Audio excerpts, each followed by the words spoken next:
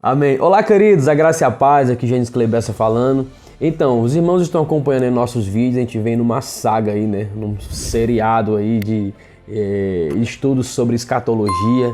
A gente já falou aqui sobre a importância da escatologia, já falamos sobre o estágio intermediário dos mortos, já falamos sobre os tipos de visões pré, pós, meso, tribulacionista, o que cada um defende.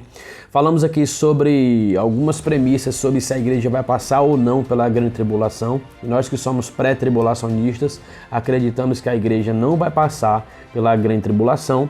Já falamos aqui sobre o arrebatamento da igreja. Nós acreditamos na doutrina da iminência, de que o arrebatamento pode acontecer a qualquer momento, independente de sinais, pode acontecer a qualquer momento. E falamos também sobre o Tribunal de Cristo, falamos sobre bodas do Cordeiro, né? E no último vídeo, você pode conferir abaixo no canal, nós falamos sobre esse intervalo aí que pode ocorrer entre o arrebatamento e a grande tribulação, segundo o que está escrito em Daniel 9:27. Então você vê que a gente vem num seriado, né? Então a gente vai agora entrar num tema que é muito importante, que é a grande tribulação. E esses vídeos que a gente vem falando, todos eles, a maioria aí, pelo menos 90%, é com relação à igreja. Eventos que vai ocorrer com a igreja.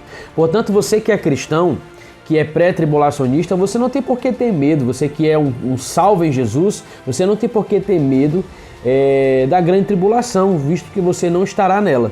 Então se alegre no Senhor, fique feliz, porque você vai estar com o Senhor no dia que esse momento ocorrer, que é o momento da grande tribulação. A grande tribulação, ela tem 21 juízos, que são 7 selos, 7 trombetas e 7 taças. E nós vamos iniciar hoje um estudo sobre os selos. Aguarda aí que eu já volto.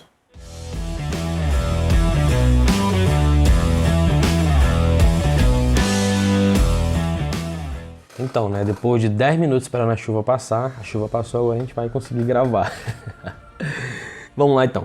Queridos, a grande tribulação, ela está baseada aí na 70ª semana de Daniel, que é uma semana aí que está faltando, que faltou se cumprir, né? Então essa 70ª semana é a semana da grande tribulação, que são os 7 anos.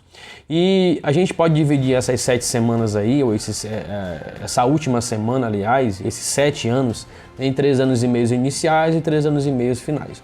Os 3 anos e meio iniciais é o princípio das dores. Mas, Janes, eu vou falar que o princípio das dores é o que a gente está vivendo hoje, tá? Então, queridos, isso aí são falácias, né? Porque se você for observar aí o contexto desse capítulo, que é Mateus 24 nem sequer está falando aí de arrebatamento. Mateus 24 está falando de um período tribulacional que ainda vai acontecer no futuro. Agora sim, de forma parcial, não de forma plena, de forma parcial, algumas coisas já acontecem hoje, né? Acontecimentos similares que vão acontecer na grande tribulação, mas ainda não é o princípio das dores. O princípio das dores é a fase inicial da tribulação, que é os 3 anos e meio aí de princípio das dores. Após vem os próximos 3 anos e meio, que é a tribulação, mas no geral os 7 anos nós chamamos de a grande tribulação.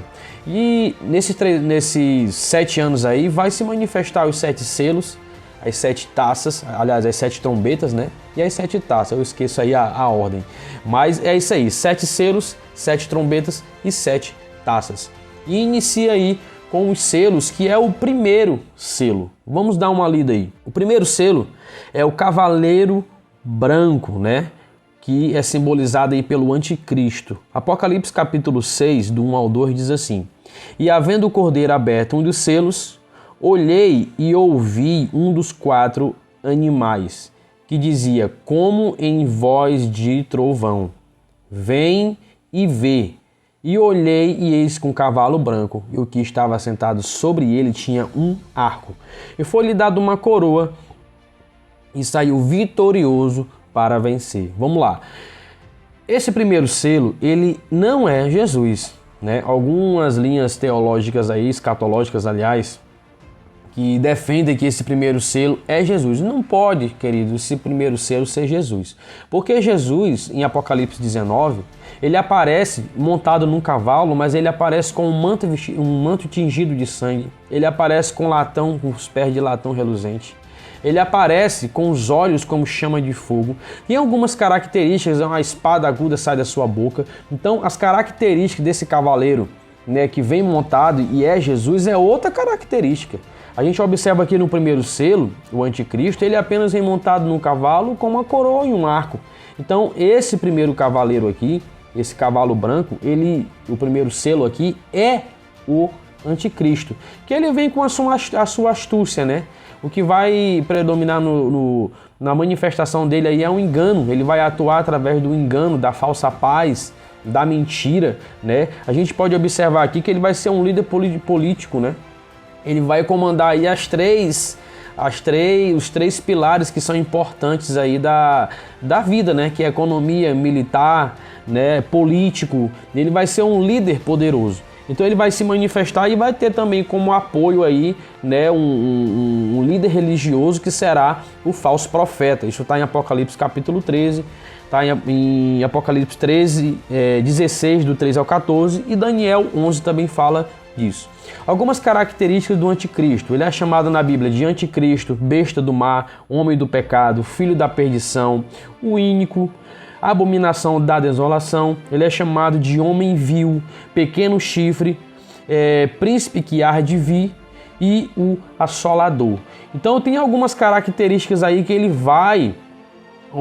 algumas características que identifica que esse primeiro selo é o anticristo, a forma como ele vai atuar, que é através do engano, da falsa paz, né? Ele vai aí enganar as nações, ele vai fazer essa aliança aí de paz com a nação de Israel e com os gentios, vai ter essa aliança que ele vai fazer, e na metade da semana ele vai cortar essa aliança, vai quebrar essa aliança, tá bom? Então o primeiro selo é o cavalo branco, que simboliza o anticristo.